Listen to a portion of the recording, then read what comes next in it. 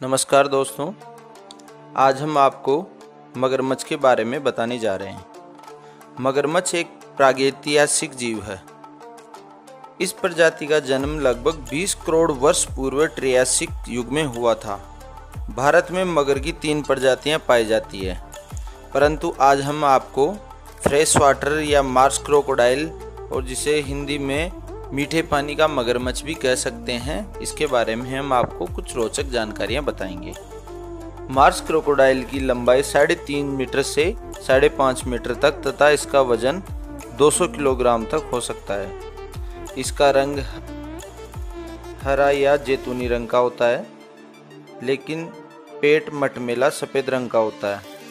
इसकी सिर, धड़ तथा पूंछ की हड्डी का हिस्सा बहुत ही मजबूत होता है और इसके शरीर पर कीलनुमा शल्क उभरे हुए होते हैं। इसके चारों पैर इसके शरीर के आकार के हिसाब से काफ़ी छोटे होते हैं, जो जमीन पर चलते समय इसके भारी शरीर को जमीन से काफ़ी ऊपर तक उठाए रखने में सक्षम होते हैं। ये स्तनधारियों, पक्षियों, सरीसृपों और उभयचर प्राणियों को खाते हैं।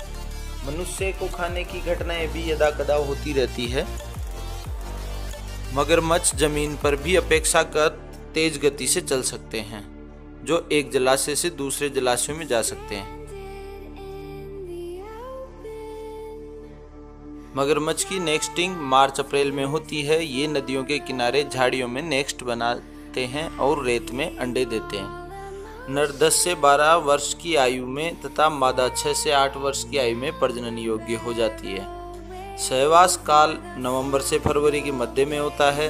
अप्रैल के प्रथम सप्ताह तक मादा 10 से 35 अंडे देती है एवं 50 से 60 दिवस तक अंडे सेने के पश्चात बच्चे तैयार हो जाते हैं। अंडे के भीतर से आती बच्चों की आवाज़ सुनकर मादा घोंसले की मिट्टी को हटा देती है और बच्चे अंडे फोड़कर अपने आप ही बाहर आ जाते हैं। मादा बच्चों को घोंसले से निकालकर आसपास के पानी के भरे गड्ढों में रख देती है। बच्चे इस समय 35 से 30 सेंटीमीटर लंबे तथा 60 से 100 ग्राम वजन के होते हैं। इस अवस्था में मादा पूरी सजगता से इनकी सुरक्षा करती है। मगरमच्छ के अंडों में बच्चों का मेल या फीमेल बनना बाह्य वातावरण पर निर्भर करता है। अगर बाह्य तापमान सामान्य तापमान से अधिक ठंडा या अधिक गर्म होता है तो अंडों में से मादा बच्चा निकलता है, और अगर बाह्य तापमान सामान्य रहा यानी कि 32 डिग्री के लमसम, तो अंडे में जो बच्चा है वो नर बच्चा ही बनेगा। ये एक बहुत ही अद्भुत चीज़ है मगरमच्छ के लिए। दूसरी बात कि मगरमच्छ की पाचन शक्ति बहुत अच्छी होती है। वो अपनी पाचन शक्ति को सही रखने के लिए या कई बार खाना न मिलने पर भी पत्थरों को भी चबा लेता है, और इसका प्रमाण कई बार जब मगरमच्छ की डेथ हो जाती है तो उसकी किडनी से स्टोन मिलना इसका एक प्रमाण है।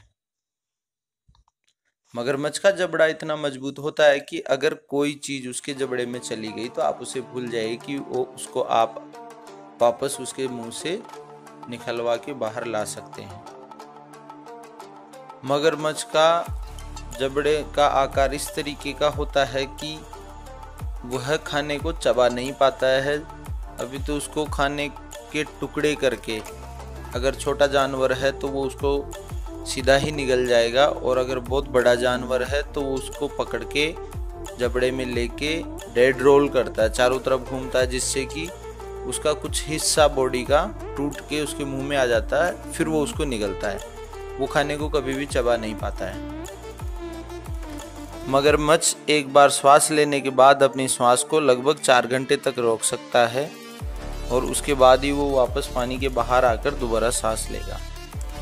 मगरमच्छ की आँखों पर 2 पलकों के अलावा एक तीसरी पलक भी होती है, जो कि पारदर्शी होती है, जिसका उपयोग ये पानी के अंदर करता है। जब मगरमच्छ पानी के अंदर रहता है तो अपनी 2 पलकें तो खुली रखता है और जो तीसरी पलक होती है उसको आँख के ऊपर चढ़ा लेता है, जिससे कि उसकी आँखों के अंदर पानी नहीं जाता और वो पानी के अंदर भी आसानी से सब कुछ देख सकता है। मीठे के पानी के मगरमच्छ वैसे तो काफ़ी शांत स्वभाव के होते हैं, परंतु ये अपनी टेरिटरी बनाने या अपना साम्राज्य जताने के लिए कई बार आपस में लड़ जाते हैं और जो बड़ा मगरमच्छ होता है वो छोटे मगरमच्छों को पर हमला करके उनको वहाँ से भगा देता है। मगरमच्छ की एक खूबी यह है कि वो दिन की अपेक्षा रात्रि के समय में बहुत ज़्यादा एक्टिव रहता है। मगरमच्छ रात के समय में पानी से बाहर निकलकर पानी के किनारे से काफ़ी दूर तक शिकार की तलाश में घूमता देखा गया है। मगरमच्छ सबसे बड़े सरीसृप होते हैं। इनका खून इंसानों की तरह गर्म न होकर ठंडा होता है, जिसे बाह्य वातावरण के अनुकूल रखने के लिए गर्मियों में मगरमच्छ सारे दिन पानी के अंदर रहते हैं और सर्दियों में पानी को छोड़कर सारे दिन सूर्योदय से लेकर सूर्यास्त के समय तक पानी के किनारे धूप सेकने के लिए बैठे रहते हैं, जिससे कि इनके शरीर का तापमान बाह्य तापमान के अनुकूल रहे और ये इस स्थिति में जीवित रह सके।